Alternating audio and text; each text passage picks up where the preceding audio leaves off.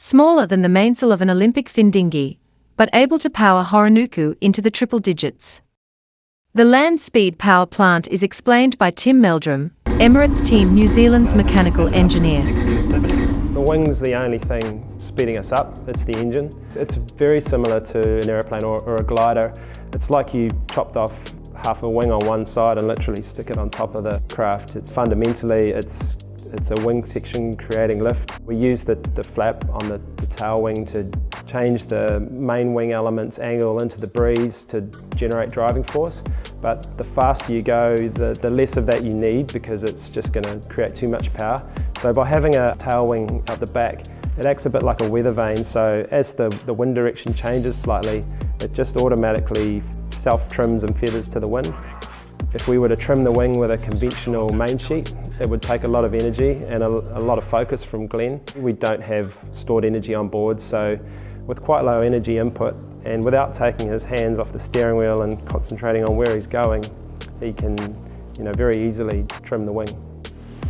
The wing itself, Southern Spa's manufactured for us. We have to size the wing mostly optimised for its top speed. The size of our wing is 10 square metres, so that's smaller than the mainsail on an Olympic fin dinghy.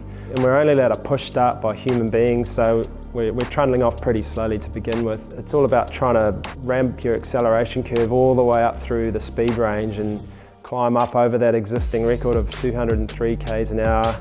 It sounds easy to keep accelerating like that, but with the way that we encounter increasing resistance, Richard Jenkins did a very impressive job to put another 15 odd kilometres per hour on top of the record before that, and from what we know, that's a pretty big number in terms of a speed improvement, and it's going to be a really big mountain to climb to get above that 203 kilometres per hour mark. And while we've learnt a bit in testing here, we haven't had the luxury of travelling at those speed yet, so there's a lot of unknowns out there for us.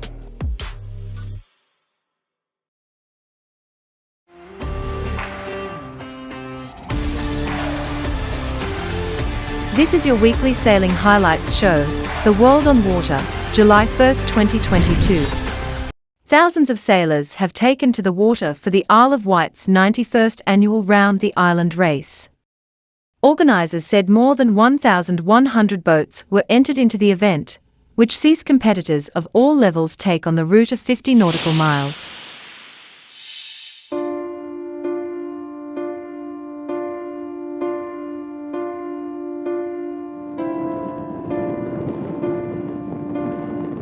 The Round the Island race is so special because it gets people on the water. It's a fantastic day out, it's really inclusive, everybody can come and have a go, and I think it's just a brilliant way of introducing people to our sport.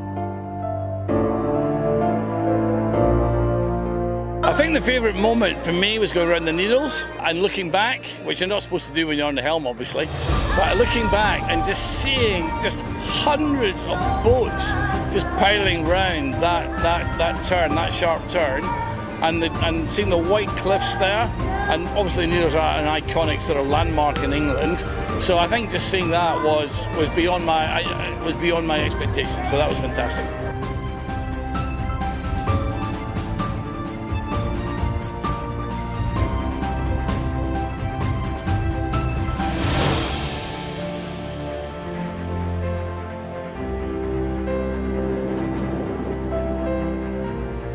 Today's adventures including lots of tacking going up to the Needles.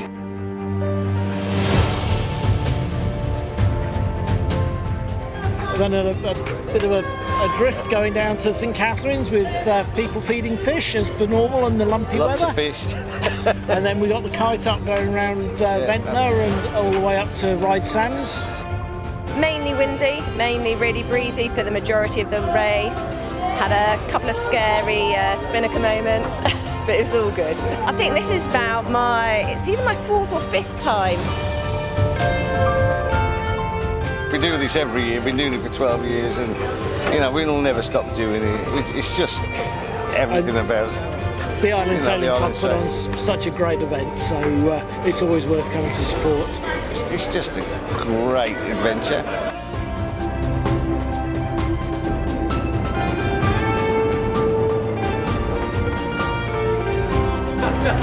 It's a very tactical race, and we always enjoy just coming back, seeing if you can do that a little bit better, and sometimes you do and sometimes you don't, and it's just great being with your friends and sailing and seeing everyone. I've done the race probably about 17 times or something. So yeah, different every year.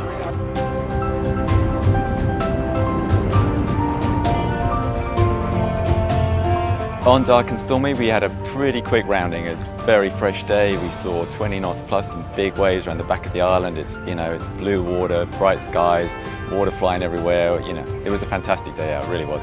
To come home first and see the whole fleet behind you is a pretty cool experience.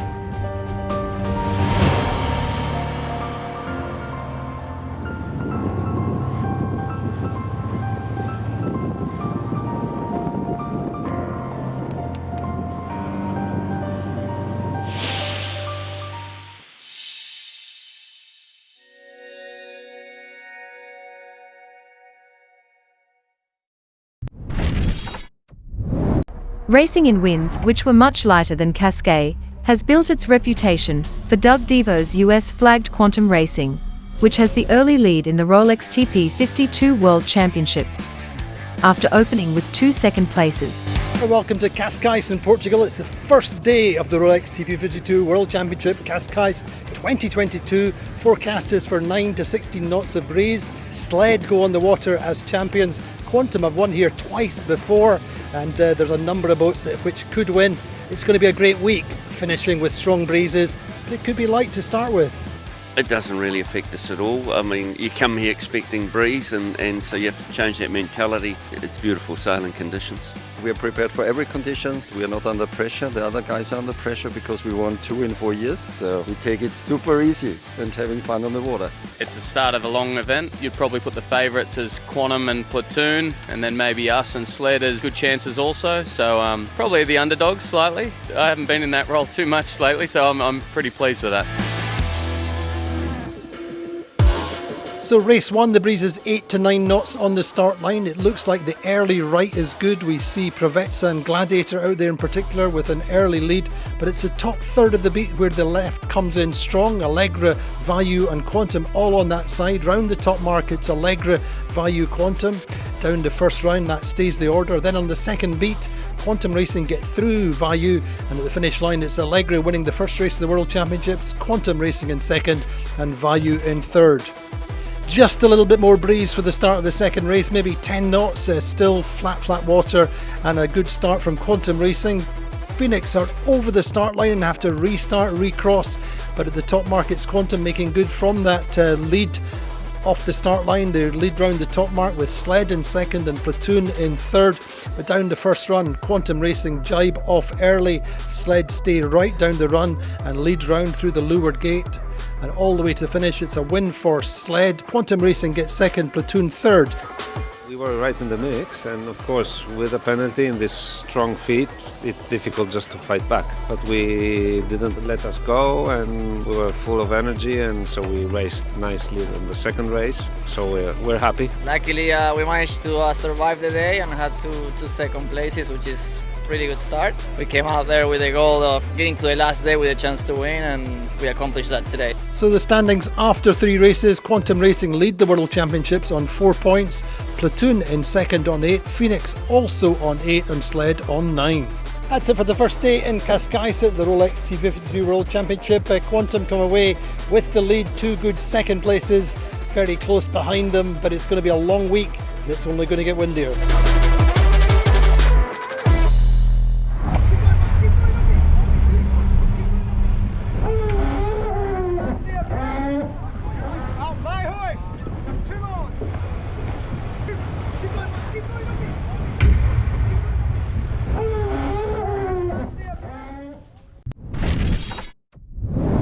After 5 days of competition in Torbole, the Formula Foil World Champions are officially proclaimed. They are Nicole Escoyard and Sophia Renner.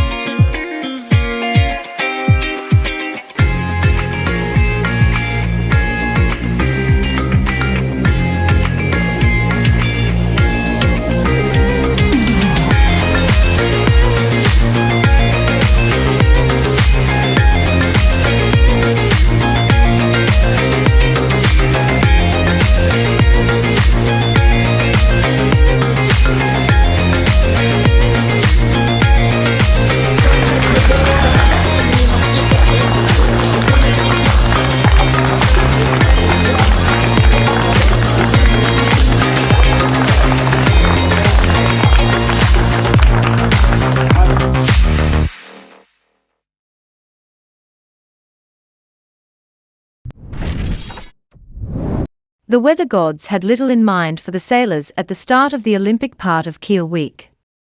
Because the sun hid for too long, the thermal easterly wind did not build up. We have the day 5 highlights. Spectacular sailing in perfect conditions today on the Kiel Fjord. The warm sunshine created the opportunity for a strong and stable sea breeze. The breeze blew nicely across the TV course, much to the delight of the Naca 17 and the IQ foilers, who put on a great show of high-speed racing. First real day of sailing for the Olympic classes and a taste of what the Olympic sailing program has in store for the coming years. Foiling is the magic word, where the water resistance of a whole boat is reduced to ski-sized runners that the catamarans or windsurfers use to glide across the water. First up with the mixed class Naca 17 catamarans. This is a boat that has been technically updated for Paris 2024 after 2 evolutions already for the 2016 and 2020 Olympic cycles. New technical territory then for the many top athletes competing in Kiel. The Italian Olympic champions from Tokyo, Ruggero Tita and Caterina Banti, have found early mastery of the newly improved boat. On the upwind course, the Italian team mostly managed to keep the 5.2 metre catamaran on the foils. Great boat speed along with spectacular boat handling delivered 3 solid race wins in a row, putting the Italians firmly in the lead ahead of their fellow teammates Vittorio Bissaro and Mael Frescari.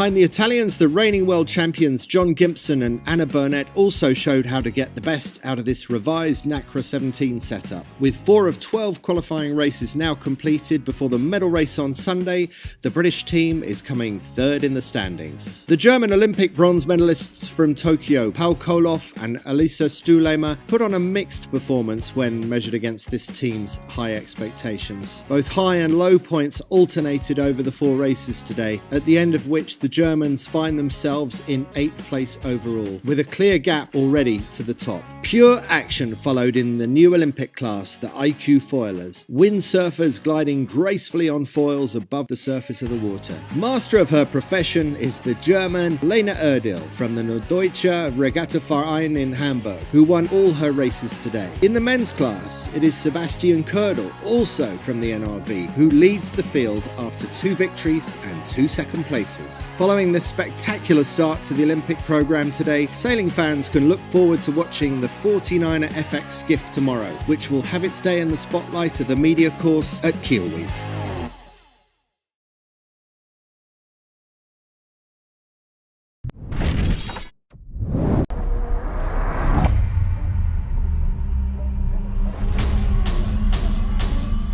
Quantum racing on day 3 returned a 2nd and a 6th to finish the day, with a 2 points lead at the top of the Rolex TP52 World Championship. Well, it's the 3rd day of racing here in Cascais at the Rolex TP52 World Championships.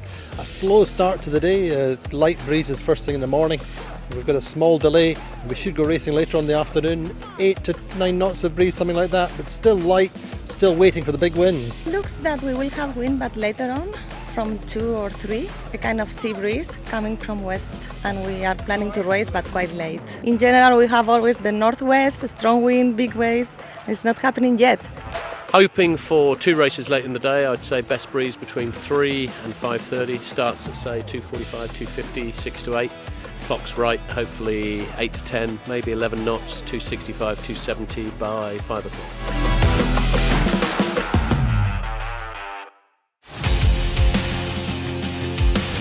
Well, after a delay, race number 5 gets away in 7 to 8 knots of breeze. Provezza start nicely towards the Cabetibo end of the line. Phoenix come off the line towards the pin end in the middle, Vayu, and that's the order at the top mark. It's Phoenix leading, Provezza second, Quantum come away nicely towards the top of the beat, get round in third with Vayu in fourth. Phoenix extend and win their first time at this regatta. Second are Provezza, third Quantum, and fourth across the line are Vayu. Second race, the breezes shifted more to the right, and off the start line, Allegra, Sled and Vayu are the first to that right side. That pays off round the top mark. Allegra leading from Vayu and Sled. Allegra jibe off, Quantum stay right down the first run and lose out. And at the leeward gate, Phoenix impede Provezza and have to do turns, and that really does cost the team which won the previous race. So through the finish line, it's Allegra winning. Vayu get through Sled for second place. Sled get third. Quantum are down in sixth. Their consistency just wavering slightly, and Phoenix, that penalty turn costing them dearly. Our conclusion is we're still alive, right? You know, we're hanging onto that cliff by our fingernails, but there's a lot of racing to go. There's 4 more races. You got to race every race, and everyone's racing, you know, to win, and it's all wide open still. We had a stunning day, amazing racing, and it just sort of clicked today. Really nice, good racing, and we finally found some speed. We've been struggling a little bit. Yeah, well, we've been working with the Quantum guys. They've given us a lot of historical data. They've obviously got a lot, and they've brought us up to speed, and it's been invaluable to us. Standings after 6 races, well, Quantum Racing lead on 18 points, Vayu second on 20 points, third our Platoon on 23 points. Well, we had to wait for the breeze today here at the Rolex TP52 World Championship. We got 2 good races away, 2 different winners, but as ever, really consistency has been key, and really there's saw a number of teams having highs and lows today, but still got 2 days of racing left. Who's going to be the champions come Saturday? It's still wide open.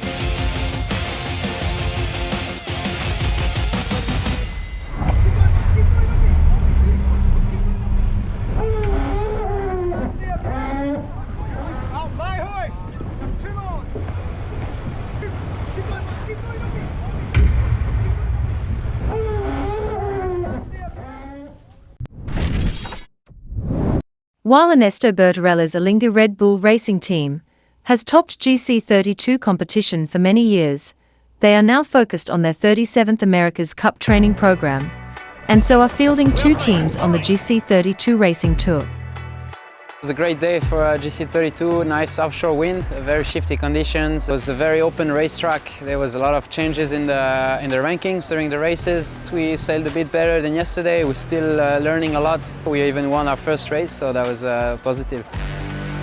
It was really shifty today. We lost a lot on the 3 first races, and the last 2 were way better. I think we understand a little bit more the tactics here.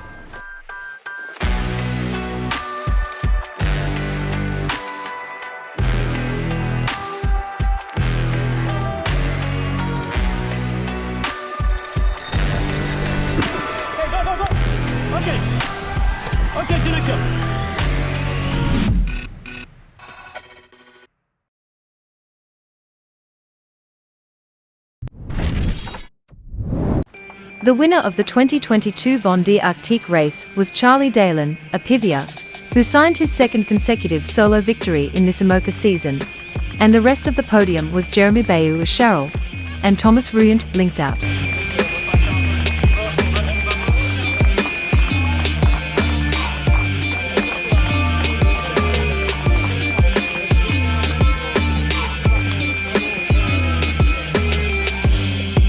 C'est vrai que je commence tout juste à réaliser que je l'ai remporté, qu'on l'a remporté avec Apivia, qui est ce passage de ligne virtuel et puis après l'annonce de la victoire, et voilà, je ne me rendais pas du tout compte de rien, et voilà, là, ça y est, je commence un petit peu à me rendre compte.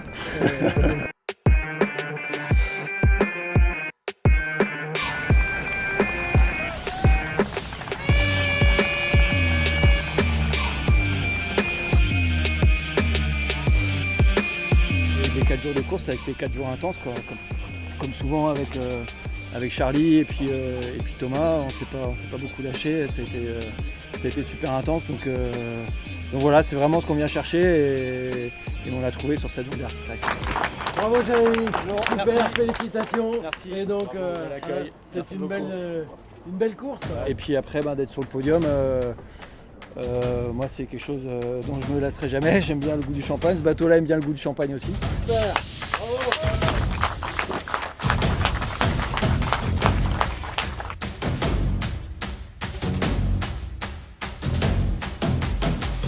Un beau match, un Charlie impérial. Je suis content de l'énergie mis dans la course, après pas mal de petites erreurs voilà, sur des petits points clés de la course. On va essayer d'encore progresser pour essayer de renouveler voilà, des arrivées en tête. C'est tout ce que je souhaite à l'équipe.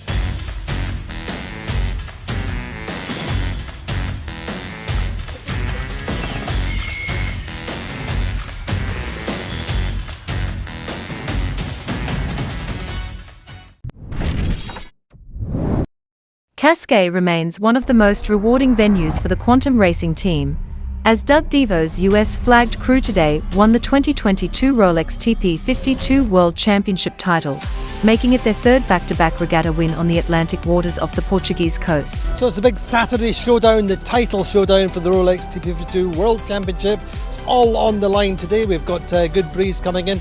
Back to what we've all been waiting for, the Cascais conditions. Little bit of a battle, I think, between Quantum Racing and Platoon, both past world champions. It's going to be fantastic. Will be a tough day because a lot of boats we are on the game.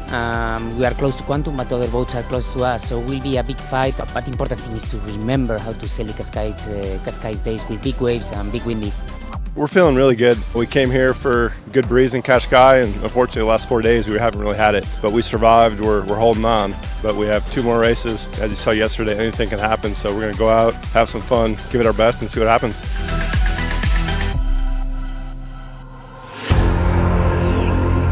Race 9, the breeze is up. Cascais finally delivering 19 to 22 knots of wind on the start line from the northwest. The swell is building in a great climax to the regatta. Platoon look best off the start line, time on distance towards the pin end of the line. They are over the top of Quantum early on, but the race is to get to the right. It's a really typical Cascais race course. Quantum get inshore and get the pressure and the shift. They just turbocharge past Platoon and put Allegra in between them down the run, and the win is with the Quantum Racing, their first win of the regatta.